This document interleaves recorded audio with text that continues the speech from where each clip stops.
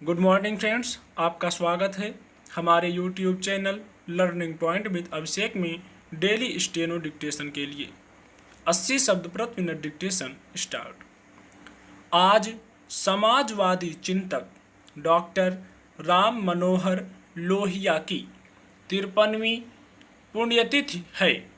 अपने महज 57 साल के जीवन में डॉक्टर लोहिया 18 बार जेल गए।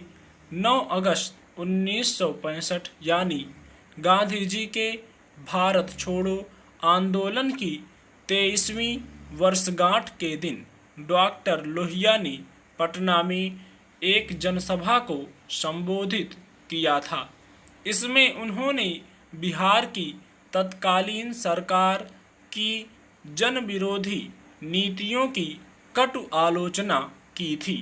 शासन के खिलाफ लड़ने वाला जब स्वयं शासक बन जाता है तो वह पूर्ववर्ती सरकार के उन्हीं दमनकारी नीतियों पर चलने लगता है जिसके खिलाफ उसने जंग छेड़ी थी। स्वतंत्रता संग्राम के अनथक योद्धा डॉक्टर लोहिया के साथ मुख्यमंत्री के.बी. सहाय ने यही किया। आज़ादी के बाद कांग्रेस ने कई मौकों पर ऐसी गलतियां की जिन स्वाधीनता सेनानियों ने देश की आज़ादी के लिए अपना सब कुछ न्यौछावर कर दिया, उसकी इज्जत भी सरकारों ने नहीं की। वरना आज़ादी के 18 वर्ष बाद वह भी भारत छोड़ो आंदोलन की बरसी मनाने पटना आए। डॉक्टर लोहिया को गिरफ्तार करने की भूल बिहार सरकार नहीं करती। भारत में लोकतंत्र का स्वरूप कैसा होना चाहिए, इसकी सदैव चिंता डॉक्टर लोहिया को रहती थी। 9 अगस्त 1965 को पटना के गांधी मैदान में डॉक्टर लोहिया की जनसभा थी। जिला प्रशासन ने शहर में धारा 144 लागू कर दी। इसके बावजूद हजारों की संख्या में लोगों की भीड़ लोहिया को सुनने उमड़ पड़ी।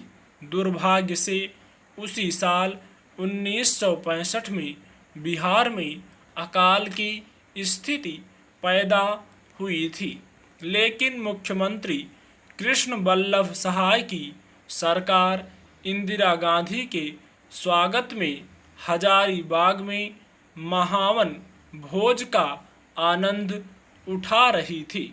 डॉक्टर लोहिया मुख्यमंत्री के दायित्व के सवाल पर कई तरह के प्रश्न उठाए।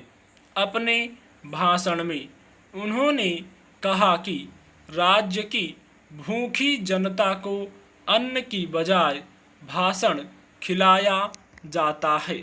यह अकाल प्राकृतिक हो या कृत्रिम, लेकिन भूख नकली नहीं है। इस भाषण के बाद मुख्यमंत्री कृष्ण बल्लभ सहाय को लगा कि अगर डॉक्टर लोहिया को गिरफ्तार नहीं किया गया तो उनकी सरकार और कांग्रेस के खिलाफ वे और जहर उगलेंगे। 10 अगस्त 1965 को दोपहर 3:30 बजे डॉक्टर लोहिया को पटना से पुलिस अभिरक्षा में हजारीबाग सेंट्रल जेल लाया गया। तत्कालीन जेल सुप्रिंटेंडेंट नूर साहब ने डॉक्टर लोहिया को 6 नंबर सेल में रखने का निर्देश दिया। जेल में दाखिल होते ही उन्होंने हिंदी में सर्वोच्च न्यायालय के प्रधान न्यायाधीश जी.बी. गजेंद्र गडकर और लोकसभा के अध्यक्ष हुकुम सिंह को रजिस्टर्ड डाक से एक चिट्ठी लिखी। पत्र मिलने पर सुप्रीम कोर्ट ने गंभीरता से इसका संज्ञान लिया। सर्वोच्च न्यायालय ने 23 अगस्त 1965 को सुनवाई की तिथि मुकर्रर की।